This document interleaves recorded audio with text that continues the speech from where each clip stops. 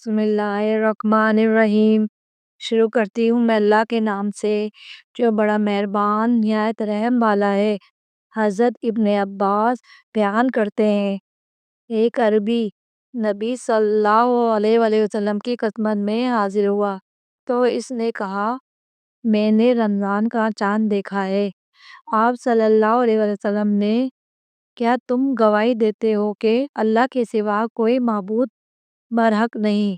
اس نے عرض کیا، جی ہاں۔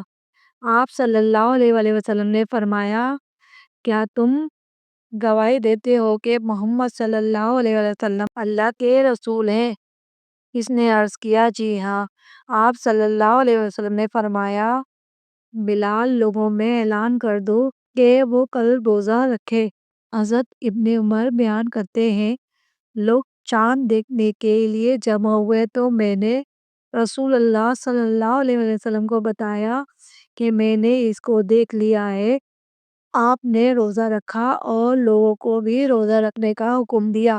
حضرت عائشہ بیان کرتی ہیں، رسول اللہ صلی اللہ علیہ وسلم شعبان کی گنتی کا دیگر مہینوں کی نسبت زیادہ اہتمام کیا کرتے تھے۔ رمضان کا چاند نظر آنے پر روزہ رکھتے، ابر آلودہ ہوتا تو آپ 30 دن کی گنتی فرماتے، پھر روزہ رکھتے۔